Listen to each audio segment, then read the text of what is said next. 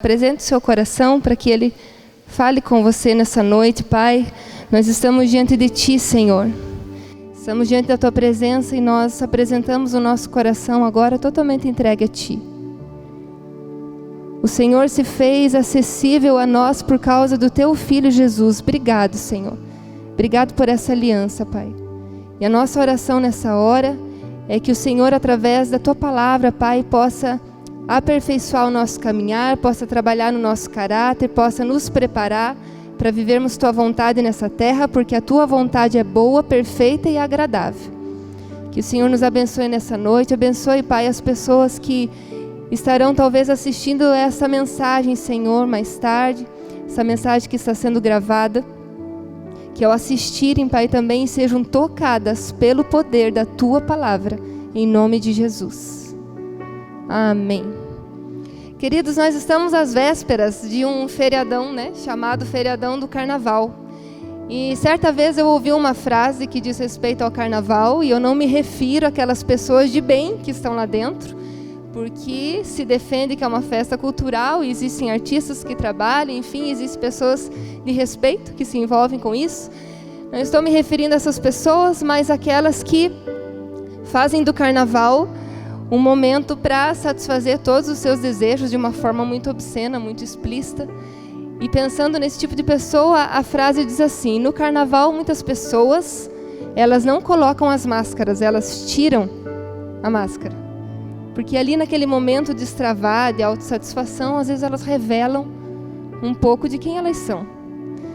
E na verdade, amados, é muito mais comum do que se possa imaginar o ser humano fazer uso de fantasia, de personagem, de máscaras. Algumas pessoas na vida, elas usam um personagem por causa de um problema de caráter, porque quer viver uma vida dupla, quer fazer alguma coisa que seja imoral. Então, elas vestem um personagem. Mas você sabia que muitas vezes nós vestimos um personagem por uma questão de sobrevivência? Existem muitos estudos que falam que o ser humano, ainda na infância, ele constrói alguns personagens para lidar com algumas situações. Inconscientemente, na infância, alguns personagens são construídos por uma questão de sobrevivência. É por isso que existem muitas crises existenciais hoje, é por isso que existe muita busca pela descoberta do próprio eu. Busca por uma autodescoberta, busca por autoconhecimento. Hoje nós vemos muito curso sobre autogestão, cursos para se aprender sobre a personalidade, sobre o temperamento, e muitas sessões de psicoterapia nas clínicas, nos consultórios, são procurados porque o ser humano quer se conhecer. O ser humano quer saber mais acerca de si mesmo. Por que eu sou assim? Por que eu reajo assim? Quem eu sou? Qual é a minha verdadeira identidade? Quem sou eu? E há uma busca dentro de nós. Há uma busca dentro de você, ainda que inconsciente, por saber mais a teu respeito. Existe uma busca por saber mais sobre a pessoa que você vê diante do espelho. Quem é essa pessoa que você vê diante do espelho? Quem é você, meu amado? Quem está por trás da fachada? Se fosse perguntar para você assim, o que você diz a seu respeito? Defina. Quem é você? Como você se definiria? Você sabia que fizeram essa pergunta para uma pessoa na palavra de Deus? Exatamente com essas palavras. Quem é você? O que você diz sobre você? Essa pessoa se chama João Batista. E você pode ver essa pergunta lá no Evangelho de João. Pode abrir comigo. João capítulo 1, versículo 22. João capítulo 1, versículo 22. Diz assim: então disseram a João: diga quem é você, para podermos levar uma resposta aos que nos enviaram. O que é que você diz a respeito de você mesmo? As pessoas estavam muito curiosas para saber a verdadeira identidade de João Batista. E com razão, porque João Batista era um homem que ele se vestia de forma diferente, ele falava de forma diferente, ele tinha hábitos alimentares diferentes, ele era um homem muito diferente. Mas não é por causa do estilo, por causa da aparência de João Batista que as pessoas ficaram curiosas a respeito dele. Havia 400 anos igreja de silêncio completo de Deus. Durante 400 anos, nenhum profeta se levantou para falar em nome de Deus.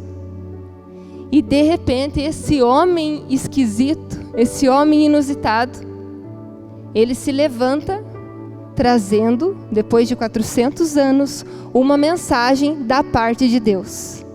E a mensagem de João Batista tinha um conteúdo muito impactante. Ele já começou a pregar dizendo: se arrependam, se arrependam, se arrependam, porque Cristo está chegando, o reino dos céus está chegando. E ele já começou a batizar pessoas nas águas. E ele tinha tanta autoridade para falar, para profetizar, que as pessoas eram atraídas, multidões iam atrás de João Batista para ouvir o que ele tinha para falar. E de repente essa popularidade de João aguçou a curiosidade dos líderes religiosos da época. E eles começaram a se perguntar: quem é esse homem? Será que ele é o profeta Elias que voltou? Será que ele é o Cristo, o Messias prometido? Quem é esse homem? Então enviaram algumas pessoas para perguntar para ele quem ele era. Algumas pessoas chegaram até João e fizeram essa pergunta que você acabou de ler: quem é você? O que você diz a respeito de você mesmo? Irmãos, embora seja muito difícil você dar uma resposta precisa acerca de você mesmo, João tinha essa resposta. Quando perguntaram para ele quem você é, ele já tinha ali formulado uma definição acerca dele mesmo e ele pôde responder com muita convicção. Você quer ver a resposta dele? Já em seguida da pergunta, no versículo 23, você pode acompanhar ali. E João lhes disse: eu sou a voz do que clama no deserto. Fazei um caminho reto para o Senhor, como disse o profeta Isaías. Que resposta específica, né? Para você dar acerca de você mesmo. Vamos entender que resposta foi essa de João. Eu sou uma voz. Eu sou a voz que clama no deserto. O que isso significa? Que ele era um profeta do deserto. João profetizava no deserto, ele vivia no deserto. E essa voz profetizava o quê? Preparem o caminho do Senhor. João recebeu a incumbência de avisar que o Cristo prometido estava chegando. E era para as pessoas se prepararem. E ele disse que, assim como falou o profeta Isaías. Amados, 700 anos antes de João existir, Isaías já estava falando que chegaria uma voz no deserto que falaria a respeito de Jesus. Já havia sido falado sobre João muito tempo atrás, Deus já estava falando sobre João. E Deus falou não só com o profeta Isaías, 700 anos antes, mas Deus também falou com o pai de João, o sacerdote Zacarias. Zacarias era um sacerdote, casado com Isabel, que também vinha de uma família de sacerdotes. Os dois tinham uma vida muito íntegra, e a Bíblia diz que eles já estavam velhos e ainda não tinham filhos. E de repente o pai de João, ele vai lá prestar serviços no templo, no turno dele, vai lá trabalhar como sacerdote. E naquele momento aparece um anjo e fala para Zacarias assim: eu tenho ouvido as tuas orações. Então o anjo avisa o quê? A sua mulher vai ter um filho, vocês vão dar o nome dele de João, e esse menino vai ser cheio do Espírito Santo ainda na infância. E ele é quem vai anunciar que o Messias está vindo, que o Messias está voltando. E de repente Isabel engravida, E alguns meses depois, sabe quem engravida juntamente com Isabel? Maria, engravida de Jesus, daquele que o João iria anunciar. Maria, poucos meses também engravida. E os escritos dizem que elas tinham um grau de parentesco. Talvez eram primas, tinham algum grau de parentesco. E certo dia, Maria grávida vai visitar Isabel grávida. E quando Maria chega na casa de Isabel, a Bíblia diz que João Batista, ainda no ventre de Isabel, escuta a voz de Maria. Ele salta do ventre. E a mãe dele, Isabel, é cheia do Espírito Santo. João reconheceu a presença divina ainda no ventre da sua mãe. E teve muitos moveres em torno do nascimento de João. Vai estudar a história dele lá, você vai ver que quando ele nasce também, muitas coisas acontecem em torno do nascimento dele. Tantas coisas que as pessoas chegam a perguntar: o que vai ser desse menino? Quem será esse menino? E eu imagino, irmãos, que depois que João Batista nasceu, ele foi ouvindo acerca dele. Ele ouviu o que escreveram sobre ele, a mãe falou acerca dele, o pai falou sobre ele, as pessoas falavam sobre ele, mas João Batista, ele precisava chegar à própria conclusão da sua identidade. Ele não poderia se basear naquilo, apenas naquilo que os outros estavam falando dele. Ele teria que ter uma consciência de quem ele realmente era. E aí eu acredito que foi um processo. Eu imagino que João, ele entrou num processo, e nesse processo é que ele foi recebendo consciência, um processo de conscientização, para depois ter condições de responder quem ele era.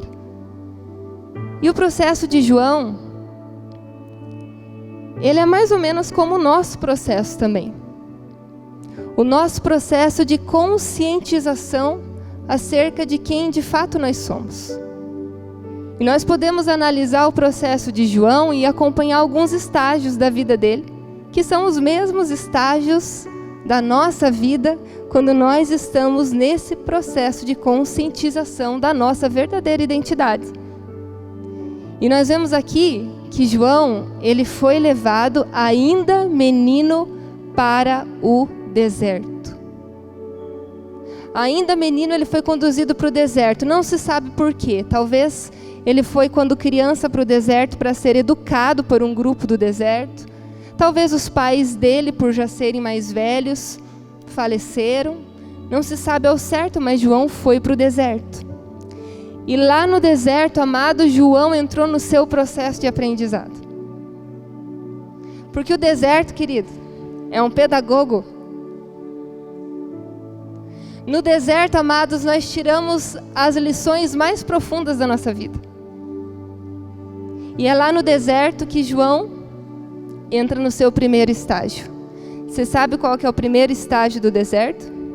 Nós somos levados ao deserto para, antes de conhecer quem somos, conhecer quem nós não somos. João precisava muito descobrir quem ele não era, antes de saber quem ele era. Porque as pessoas chegaram para ele perguntando se ele era o profeta Elias. Elias foi o segundo maior profeta do Antigo Testamento, depois de Moisés. Então, quando perguntava João, você é Elias? Ele poderia pensar, uau, estou sendo comparado a Elias. Mas ele diz, não, eu não sou Elias. Chegam a perguntar para ele, você é o Cristo, João, o Cristo prometido?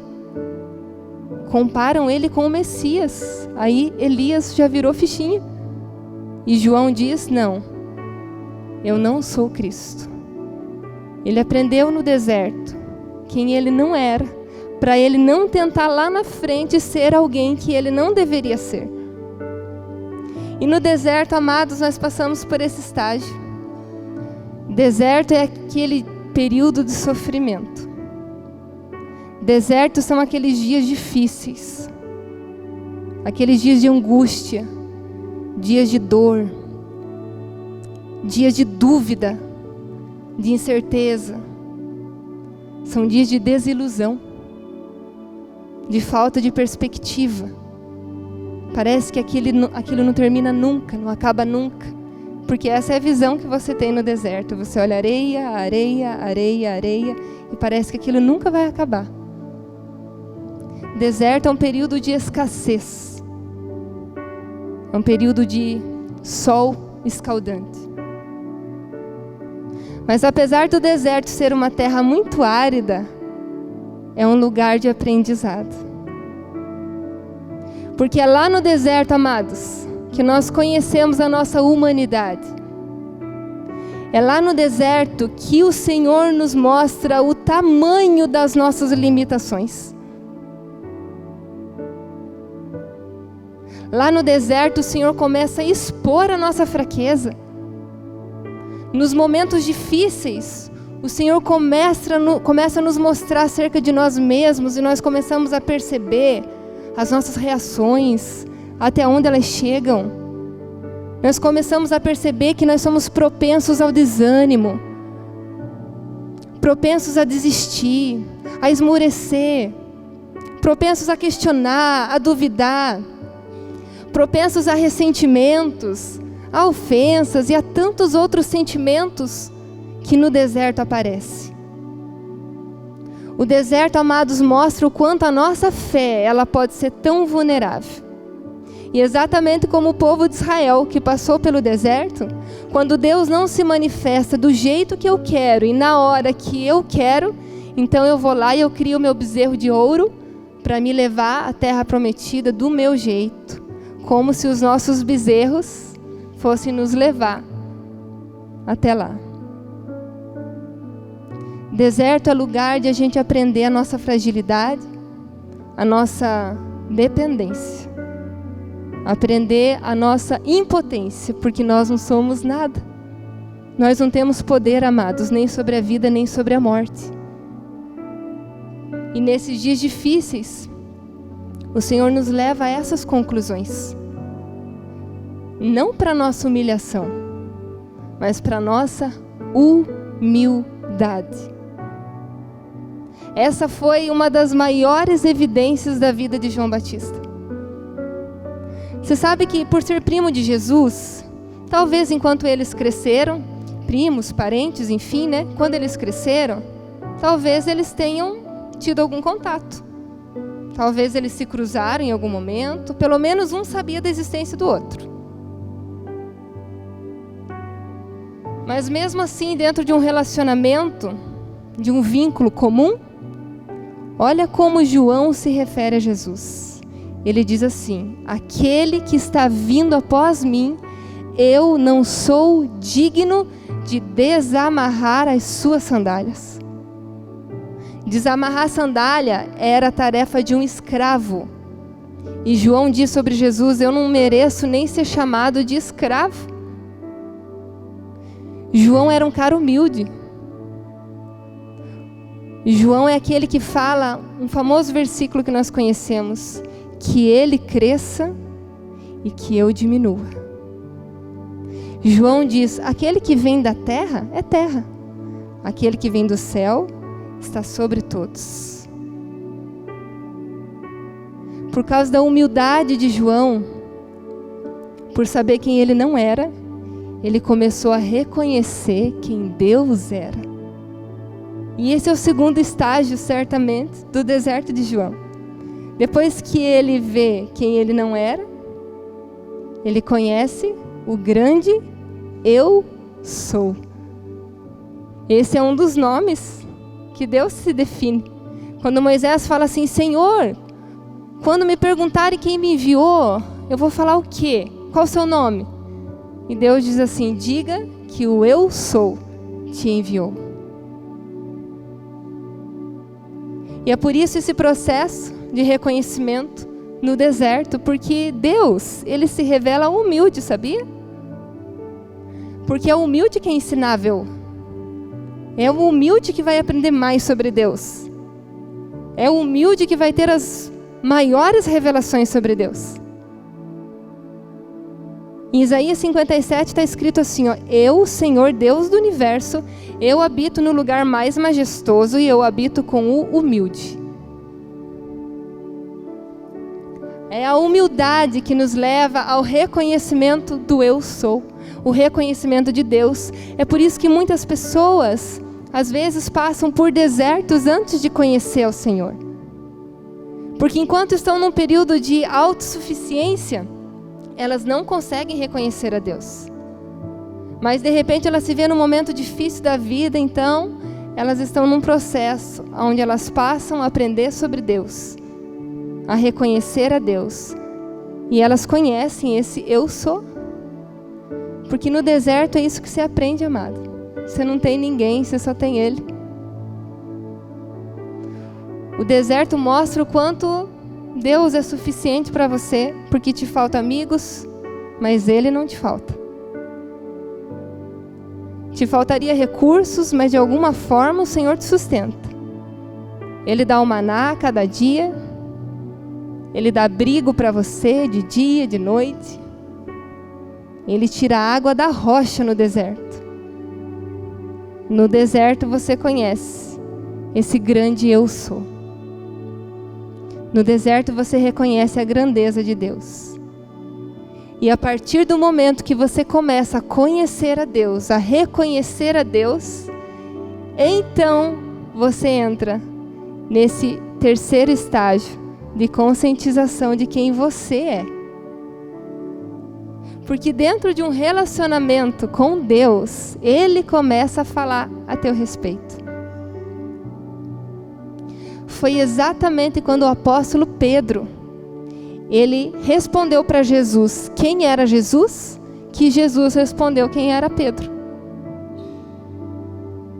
Lembra aquele momento em que Jesus está lá com os discípulos? E de repente Jesus fala assim, ó: quem estão falando por aí que eu sou? Aí eles começam a falar, estão falando que o Senhor é Elias, estão falando que o Senhor é João Batista, estão falando isso, estão falando aquilo. Aí Jesus pergunta para eles, e você? E vocês? Quem vocês dizem que eu sou? Aí Pedro dá a seguinte resposta: tu és o Cristo, o Filho do Deus vivo. Pedro reconhece quem é Jesus, reconhece a identidade de Jesus. E de repente Jesus fala: Pedro, você falou quem eu sou, agora eu vou te falar quem você é. Aí ele diz, você é Pedro. Pedro significa um fragmento de rocha. Você é um fragmento de rocha. Mas sobre essa rocha, que sou eu edificarei a minha igreja, e as portas do inferno não prevalecerão sobre ela. E a você, Pedro, eu darei as chaves do reino dos céus. Tudo que você ligares na terra, tudo que você ligar na terra será ligado no céu. Olha que tremendo. Jesus transfere a Pedro autoridade. Para um fragmento de rocha, para uma pedra tão pequena, mas é um fragmento de rocha que estava sobre a rocha que é Jesus. Então, sem Jesus, eu sou um fragmento de rocha. Mas em Jesus, eu tenho autoridade. Eu não sou, mas nele eu sou. Em Jesus eu tenho autoridade. Em Jesus nós temos as chaves do inferno e da morte. E de repente, igreja, quando Pedro chega e fala isso, Jesus, tu és o Cristo, ele recebe uma revelação tão poderosa da identidade dele, que vai muito além de títulos. Pedro encontrou o sentido da vida dele. Quando a gente vem para Jesus, nós recebemos alguns títulos. Não recebemos? Nós éramos uma criatura, apenas criaturas, e Ele nos posicionou como filhos. Então, nós deixamos de ser criaturas, nós recebemos o título de filhos, filhos e filhas. E tem tantos outros títulos que a palavra de Deus nos dá. Você lembra de algum título que a palavra dá? Embaixador, nação santa, povo adquirido, menina dos olhos, reis e sacerdotes. Tantos títulos que nos são conferidos depois que nós começamos a ter um relacionamento com Ele. Só que, por exemplo, João Batista, quando ele vai responder quem ele era, ele não usa títulos. Ele poderia responder assim: quem você é? Ele poderia dizer: eu sou João Batista. Batista porque ele batizava as pessoas. Eu sou João Batista. Ele poderia dizer: eu sou um profeta. Ele poderia dizer: eu sou filho do sacerdote Zacarias. Ele poderia dizer: eu sou primo do Cristo que está vindo. Eu sou primo do Messias. Ele poderia dar tantas credenciais sobre ele mesmo. Mas João, amado, ele significou a sua existência. João descobriu que ele e o seu propósito eram a mesma pessoa. João aprendeu que não tem como separar a nossa identidade da nossa missão. João aprendeu que eu não posso desvincular a minha vida do sentido que a minha vida tem. É por isso que ele é tão convicto para responder aqueles líderes religiosos que vieram questionar. É por isso que quando eu pergunto quem é você, ele está tão convicto disso e já foi tão conscientizado que ele diz: eu sou uma voz que clama no deserto, preparem o caminho, porque o rei está chegando. Ele diz: eu sou uma voz que está avisando que o rei está chegando e vocês precisam se preparar. E existe, igreja, uma grande semelhança entre nós e João Batista. A identidade de João Batista representa um aspecto da nossa identidade também. Porque João, ele avisou as pessoas sobre a primeira vinda de Jesus a essa terra. João, ele avisou que Cristo estava vindo e era para o pessoal se preparar.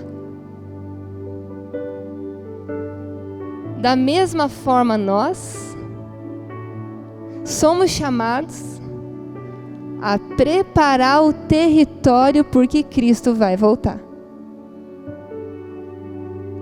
Nós somos chamados a prepararmos o caminho, porque esse Cristo que veio a primeira vez voltará a segunda vez. Então, da mesma forma que João era um precursor, isso faz parte da identidade de cada um de nós hoje. Nós também somos precursores de Cristo. Então, vamos ler um pouquinho mais sobre essa resposta que ele dá, mas agora no Evangelho de Lucas. Abra comigo. No Evangelho de Lucas, capítulo 3. E Lucas vai falar também um pouco sobre João Batista e a identidade dele a partir do versículo 4. Lucas capítulo 3, a partir do versículo 4. O profeta Isaías se refere a João quando escreveu em seu livro: ele é uma voz que clama no deserto, preparem o caminho para a vinda do Senhor, abram uma estrada para ele. Todos os vales serão aterrados e todos os morros e montes serão aplanados. Os caminhos tortos serão endireitados e as estradas esburacadas serão consertadas. Então o povo, no versículo 10, agora. Então o povo perguntava: o que devemos fazer?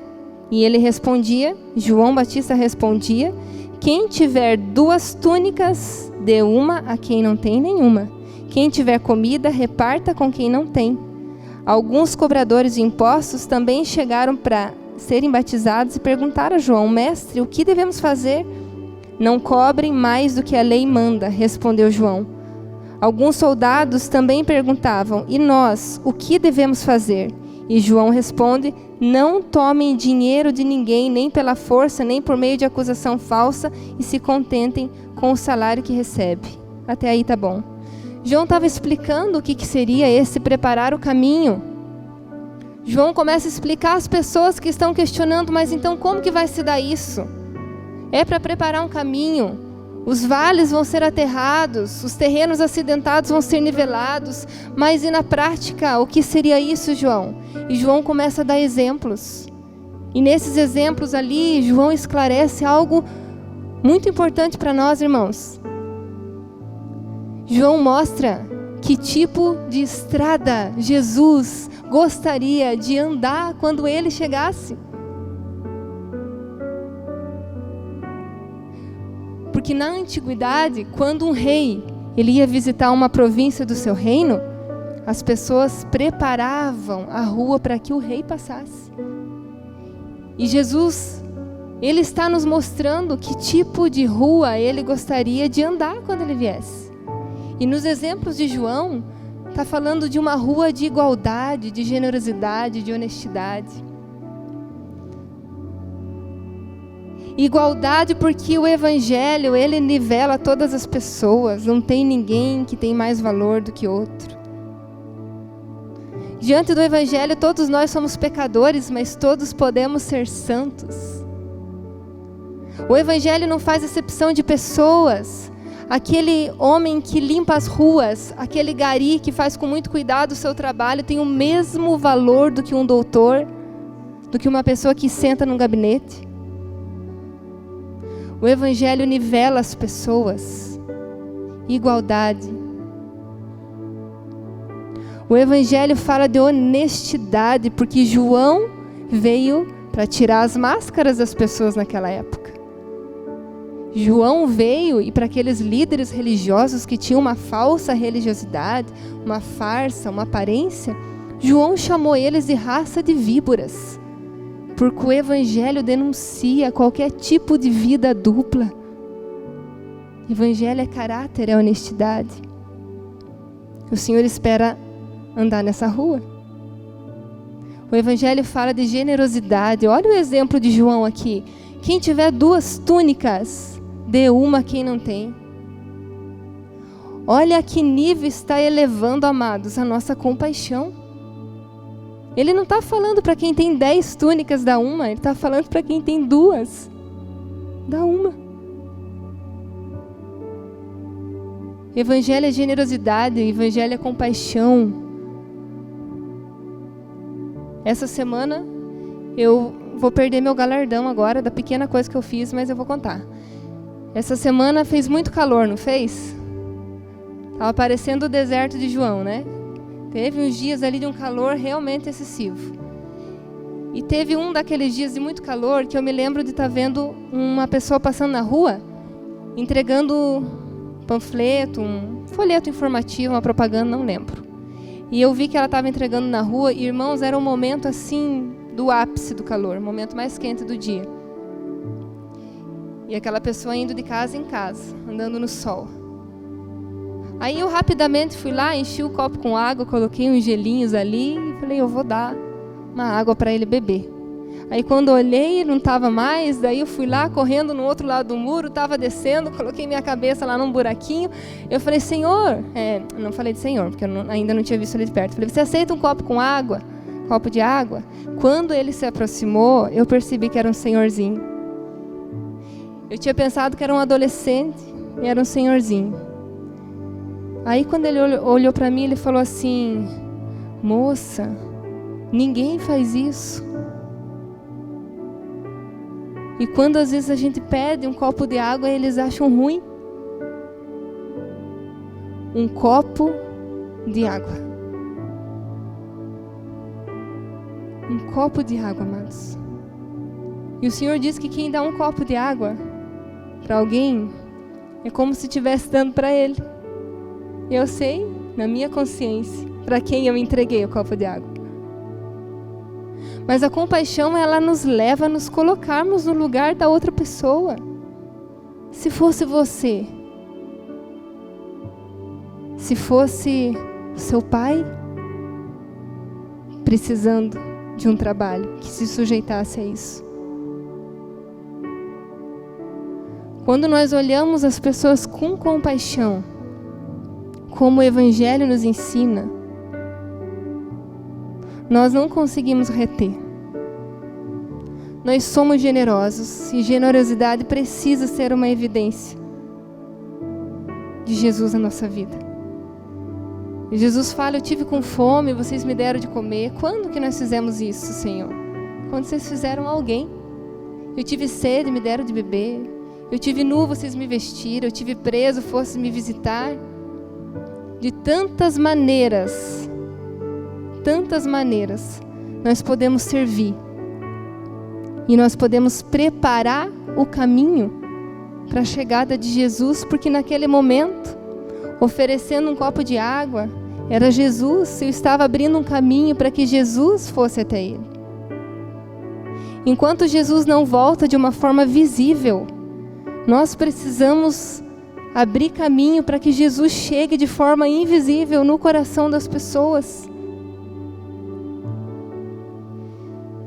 Eu ouvi uma vez uma ministração da Ana Paula Valadão, num congresso, quando ela usou esse texto de João Batista, abrindo o caminho, e ela fala assim: nós precisávamos acordar todas as manhãs animados. O médico colocaria o seu jaleco, o motorista pegaria suas chaves, seu documento, a dona de casa acordaria pensando no cardápio do almoço, todo mundo vestindo as suas roupas, os seus uniformes. Mas no mundo espiritual, nós precisaríamos ter consciência que as nossas roupas são outras. Aí ela fala assim: imagine uma larga avenida que está sendo aberta numa cidade. Estão abrindo uma avenida, estão abrindo uma rua. E quando você olha aquela rua sendo aberta, você vê o trator, você vê a escavadeira, você vê o guindaste, você vê os operários trabalhando para abrir aquela rua. E você olha, eles estão com o cinto, eles estão com o capacete, eles estão com as ferramentas, eles estão com as botas, eles estão trabalhando, eles estão preparando. No mundo espiritual, nós estamos nos vestindo todos os dias de abridores de rua, abridores de estrada. É isso que ela diz, e ela fala: Espírito Santo, vem comigo, porque hoje eu vou abrir um caminho lá na minha faculdade, hoje eu vou abrir um caminho com essa pessoa, hoje eu vou abrir um caminho na minha casa, hoje eu vou abrir um caminho da forma que eu puder, mas tudo que nós estamos fazendo, se estamos fazendo para Ele, nós estamos abrindo um caminho, preparando o território para quando Ele chegar. Você está preparando o território para quando Ele chegar? Você está abrindo caminho, orando, está abrindo caminho, ofertando. Você está abrindo caminho estando aqui, você abre caminho trazendo pessoas, você abre caminho servindo de alguma forma. Você abre caminho nas mais diversas atividades aonde você está. Igreja, nós somos precursores. Nós somos precursores. Todos os dias, amados. Nós precisamos acordar com essa consciência. Ele vai voltar. Ele vai voltar. E Ele pediu para que nós preparássemos essa terra para essa volta. Mas o mundo não está indo de mal a pior. Você não pode pensar dessa maneira. Porque o justo se tornaria mais justo. E você precisa ver que nas dificuldades, um grande avivamento pode acontecer. Nós estamos vendo na nossa nação, nos dias mais difíceis, talvez, da nação brasileira, nós começamos a perceber algo novo acontecendo. Nós não podemos ser pessimistas, amados. Nós não podemos ficar andando esperando que só lá no céu as coisas vão, enfim, melhorar. Nós podemos viver o reino aqui. Jesus está esperando que nós preparemos essa terra, esse planeta, a nossa vida para a sua chegada. E quando nós entendemos isso, que nós somos precursores, a gente fica alegre. João Batista falou assim, ó: eu sou amigo do noivo. Não é sobre mim. Jesus é o noivo. Não é sobre nós, nem sobre o que nós podemos fazer, é sobre ele. E João Batista fala, eu sou amigo do noivo. E eu me alegro com a alegria do noivo. Eu me alegro com a voz do noivo. Ele fala isso. E você sabe o que Jesus fala sobre João Batista? Jesus fala assim, de todos os nascidos de mulher, não existiu ninguém maior que João Batista. Olha que honra Jesus dá a João. E se você se conscientizar da identidade que o Senhor tem para você, o Senhor também vai te honrar. João, quando ele viu Jesus, ele falou, esse é o Cordeiro de Deus que tira o pecado do mundo. Mas aqueles que contemplarem a segunda vinda, eles já não vão mais ver o Cordeiro. Eles verão Jesus voltando em grande glória, poder e esplendor, como Rei dos Reis e o Senhor dos Senhores. Essa será a visão dos precursores que estão esperando esse retorno. Não vão mais dizer, olha o Cordeiro de Deus. Vão dizer, olha o leão da tribo de Judá. Haverá uma grande recompensa. Vale a pena. Vale a pena vestir o uniforme todos os dias e abrir caminho aonde eu estiver, preparar o território aonde eu estiver. Vale a pena. João pagou um preço muito caro. João foi degolado. A cabeça dele foi colocada numa bandeja. E nós, por muito menos, amados, por muito menos, nós nos descomprometemos com a nossa missão. Por tão pouco nós desistimos. Por tão pouco nós os desestimulamos. Por tão pouco nós paramos. Por tão pouco nós desanimamos. Por tão pouco nós esmorecemos. Mas o Senhor quer trazer à igreja dele dos últimos dias essa conscientização da sua verdadeira identidade. Você pode buscar na psicologia tudo que você precisar saber sobre o seu temperamento, sobre a sua forma de lidar com as coisas, com a vida, com você, sobre as suas características. Vai atrás, porque Deus capacitou o homem para estudar o ser humano. Então tem muita coisa boa para a gente estudar e aprender acerca de algumas coisas que diz respeito a uma parte de nós. Mas se você pensar que primeiro nós somos um espírito, temos uma alma e habitamos um corpo, se você pensar que você é um espírito recriado por Deus, você vai ver que além de tudo isso que a psicologia estuda, existe um eu verdadeiro, espiritual, que veio de Deus. Quando Deus falou, façamos o homem a nossa imagem e semelhança, existe uma essência de Deus em nós. E essa identidade, essa identificação, é muito mais do que um título. Ela está falando sobre o sentido da tua vida. Está falando sobre o sentido da existência.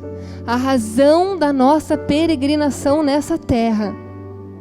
Essa identidade que é nossa, que é da igreja que Cristo fundou. Essa identidade o inimigo quer roubar, porque ele é ladrão. Ele veio para roubar, matar e destruir. Mas o Senhor está restaurando a identidade da igreja. O Senhor tem nos lembrado do seu retorno. E nessa noite o Senhor quer nos restaurar como igreja na nossa identidade. E o Senhor te pergunta hoje, quem você é?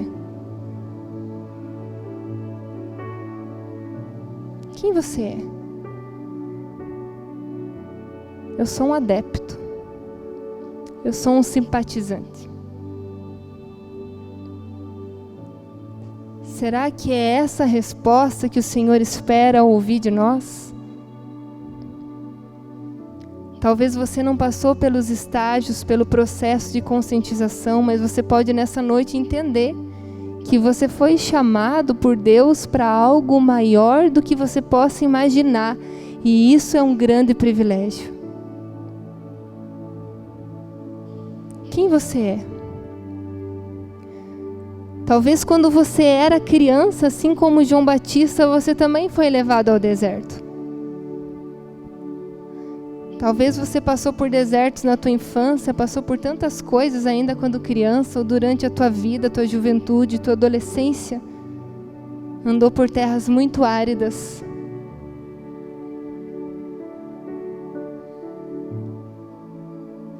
Mas o Senhor não te abandonou naquele momento. O Senhor estava trabalhando para talvez tornar você uma pessoa humilde como você está se tornando. E assim você estivesse hoje apto para ser não usado, mas utilizado, se tornar útil nas mãos de Deus. Quem é você? Quem é você quando ninguém está te vendo? Preparar o caminho fala de honestidade, integridade. Quem é você, meu querido, com a sua esposa? As pessoas imaginam que você é um tipo de pessoa, mas lá com a sua esposa, o tratamento é outro. Ela te conhece. Quem é você? Quem é você lá na sua casa? Quem é você com seu marido? Quem é você com os seus filhos? Quem é você? Quem é você quando está diante de uma tela de computador? Quem é você quando está diante da tela do teu celular? Quem é você naquelas oportunidades que você tem para ser infiel? E você pode decidir. Ninguém está vendo? Quem é você? Quais são os terrenos acidentados da tua vida que ainda não estão preparados para o retorno de Jesus?